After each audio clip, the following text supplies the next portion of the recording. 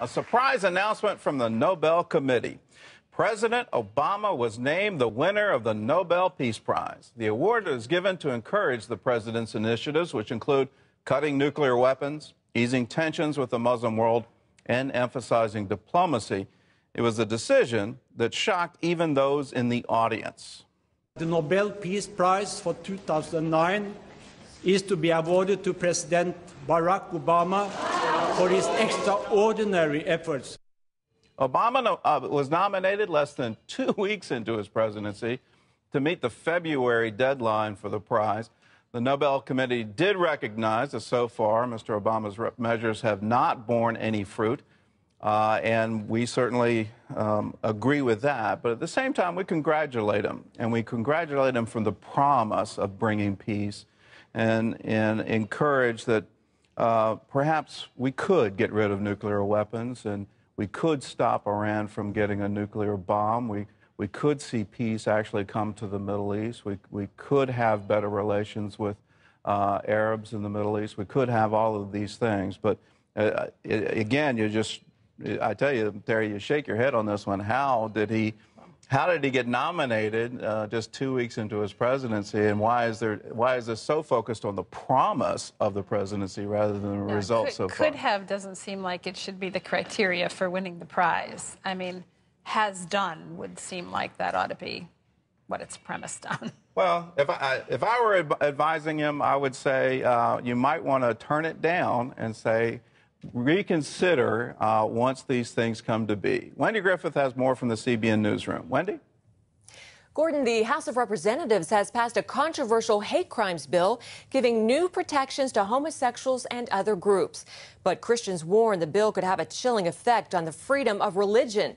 The bill did not pass on a straight up or down vote. Instead, it was attached to a defense spending measure. Jennifer Wishon has that story from Washington.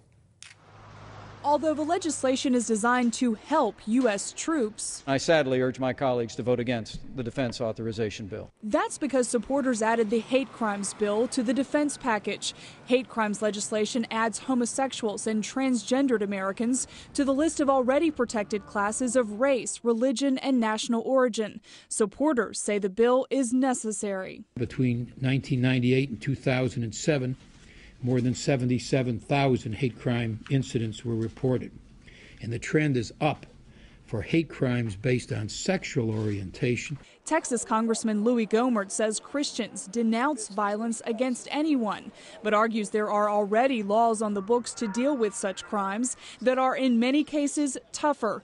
And he says Congress should not attach language to a defense bill that weakens constitutional rights of free speech and freedom of religion, including the freedom to preach on sexual morality. We're going to take away the freedoms of people of faith to stand up and read Romans 1 in public.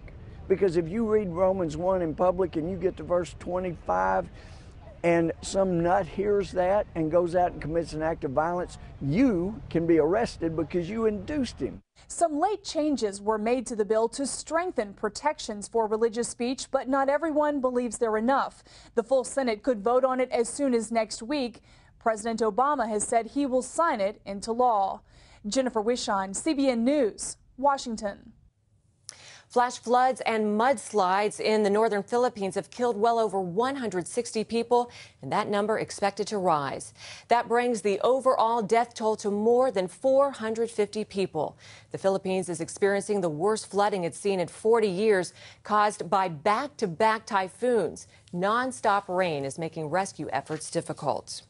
An Israeli medical team flew to Manila today to help the Filipino people devastated by the typhoons. Operation Blessing Israel played a key role in connecting Israeli medical experts with the Operation Blessing team on the ground in the Philippines. The connection between Operation Blessing's connection for us to get to the Philippines was a really crucial one, because it opened for us doors that before were actually closed. We've been working with our Philippines Operation Blessing with Dr. Kim in order to receive them and to immediately plug the team into the relief effort now going on in the Philippines and also going on in the north in the Philippines. Indonesian search teams are still looking for survivors from last week's massive earthquake. Operation Blessing was able to help victims of the quake in a remote area near the center of that quake, but only after one TV cameraman made sure the relief team had a way to reach them. George Thomas has this amazing story. This is where Raymond Sitoris is most comfortable, behind a camera, documenting Operation Blessing's disaster relief work in the earthquake zone. But this week, Raymond found himself in the uncomfortable position of trying to convince an Indonesian police chief to loan him this helicopter. I was filming at an Operation Blessing medical outreach when an earthquake survivor told me there was a village close to the epicenter that had not yet been reached by 8 workers. The location was remote and all the roads leading to the village had been destroyed in the quake. I went to the local police chief and asked if we could use his helicopter to go to this village and check for survivors. He looked at me as if I was crazy and said it was not possible. But Raymond would not take no for an answer. Finally, the police chief agreed, but reluctantly. So, on Thursday morning, Raymond, several Operation Blessing doctors, and a couple of Indonesian police officers set out for the village of Ambacang Gadang. What they saw as they approached the village was shocking. Several massive landslides had engulfed the village. I didn't think anyone could have survived this kind of devastation. Dozens of people had survived, and Raymond began to document what he saw and heard. We've had no water, no rice, nothing to eat.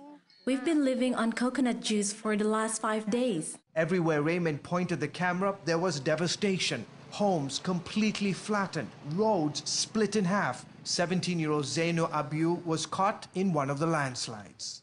I was hit by a huge wall of mud. I was tumbling down this mountain completely buried. I could not breathe. I thought I was going to die.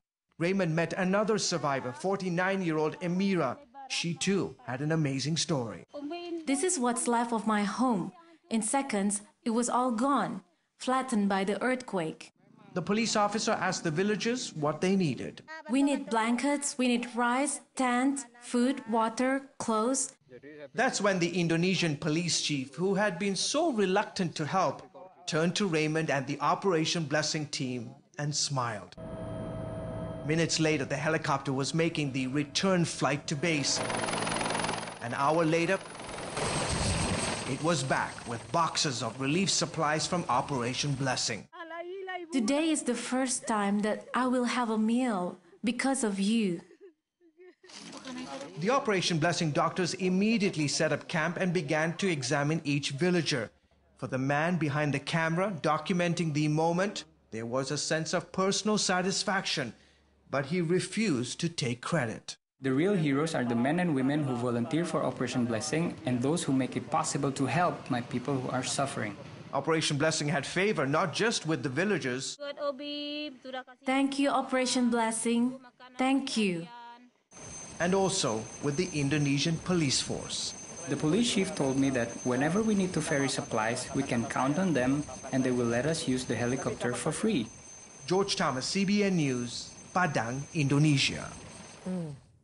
Gordon, it's amazing how remote some of these villages are, but thanks to God, Operation Blessing was able to find these people. That's right, and thanks to you. If you're a member of the 700 Club, you're part of that. You heard that thank you going out from that cameraman, that it's because people like you care enough to give. A portion of every gift to the 700 Club goes into the work of Operation Blessing to bring hope to people around the world. And it's because of faithful partners like you that all of this is possible. Operation Blessing Indonesia has been in existence for a decade now, and you see the results of what happens when you have dedicated people that say, we won't let any obstacle get in our way. We want to get relief to people in need. You know, if we can't get there within 24 hours, we've failed in our mission. That's how they think, and you're part of that because you're giving. If you're not a member, now's the time to join. If you want to be a part of everything we're doing, if you want to be a part of medical teams flying from Israel to the Philippines in order to help, if you want to be part of the Philippine flood relief, if you want to be part of the earthquake relief in Indonesia, join the 700 Club. We're a lot more than just a TV show. We're reaching out with hands of love and compassion around the world. And our motto is, when disaster strikes, we want to strike back with love and compassion to bring help to people in need.